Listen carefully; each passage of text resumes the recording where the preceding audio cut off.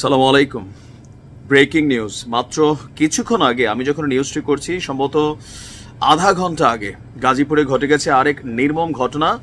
ঘটনার প্রেক্ষাপট হচ্ছে গাজীপুর জেলা প্রশাসক কার্যালয়ের সামনেই বৈষম্য বিরোধী ছাত্র আন্দোলনের একজন অন্যতম সমন্বয়ক প্লাস কর্মী মোবাশ্বির হুসাইন, তিনি গেল কিছুক্ষণ আগে গুলিবিদ্ধ হয়েছেন। এখন কিভাবে গুলি করলো, কারা গুলি করলো, ধারণা করা হচ্ছে আওয়ামী লীগ, যুবলীগ অথবা ছাত্রলীগের কোনো অনুসারীরা এই গুলির কাণ্ড চালিয়েছেন। আর তিনি গাজীপুর জেলা বৈষম্য বিরোধী ছাত্র আন্দোলনের একদম প্রথম সারির একজন পরিচিত কর্মী। আর সন্ধ্যায় মানে কিছুক্ষণ আগে আপনার এই ঘটনা ঘটেছে। মোটরসাইকেলে করে আচমকা 2 থেকে 3 জন মানুষ এখানে দাঁড়ায়, তারপর সরাসরি গুলি ছোড়ে। আর এই গুলিটা মোবাশ্বির হোসেনের ঠিক হাতের এখানে আপনার লেগে বের হয়ে গেছে।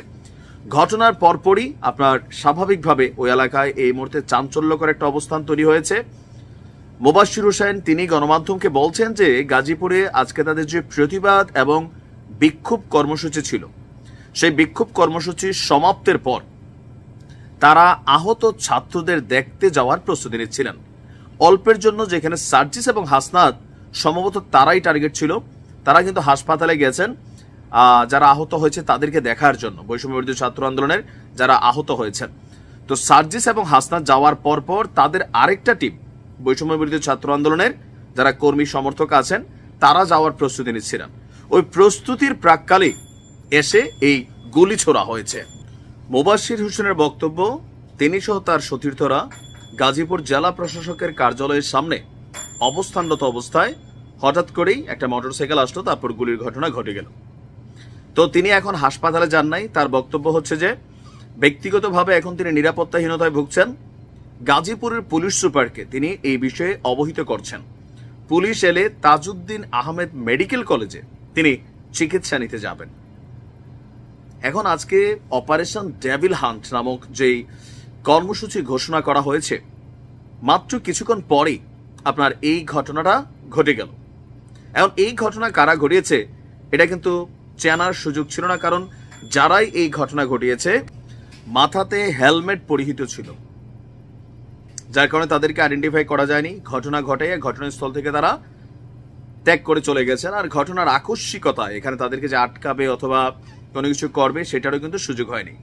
আর সার্জিস এবং হাসনাত সম্ভবত টার্গেট ছিল। এখানে অনেকে বলাবলি করছেন যে সার্জিস এবং হাসনাত এই আন্দোলনে এসে এই আন্দোলনকে সমর্থন জানিয়েছেন এবং কি সরকারের উপর একটা প্রেশার ক্রিয়েট করেছেন। ইভেন এই যে অপারেশন ডেভিল হান্ট, এটার পেছনেও তারা বড় ভূমিকা রেখেছেন। তাছাড়া সার্জিসের ঘোষণা ছিল যে গাজীপুরে আওয়ামী লীগের সন্ত্রাসীদের আজকে শেষ দিন। ভাগ্য ভালো তাদের টিমটা আগে হাসপাতালে চলে গেছে, যদি থাকতো সম্ভবত এখানে টার্গেটটা সার্জিস এবং হাসনাত ছিল। আসলে কি ঘটতে যাচ্ছে গাজীপুরে? ফেসবুকে দুইটা পক্ষ ভাগাভাগি হয়ে গেছে। যারা আওয়ামী লীগের নেতাকর্মী আছেন সবাই গাজীপুরের আওয়ামী লীগের পক্ষে অবস্থান নিয়েছেন। ইভেন এখানে বৈষম্য বিরোধীদের বিপক্ষে তারা মানে ফেসবুকে শক্ত অবস্থান প্রকাশ করছে। অপরদিকে যারা ছাত্র জনতা আছেন বা অন্যান্য পলিটিক্যাল দলগুলো আছেন, অন্যান্য দিকে তাদের মধ্যে যতই বিভাজন থাকুক, বাট যেখানে আওয়ামী লীগের ইস্যু সেখানে কিন্তু তারা সবাই একত্রিত। দেখা যাক রাতভর কি ঘটে। অলরেডি যৌথ বাহিনী বের হয়ে গেছে, আমরা আপডেট দিতে থাকবো। ভালো থাকুন।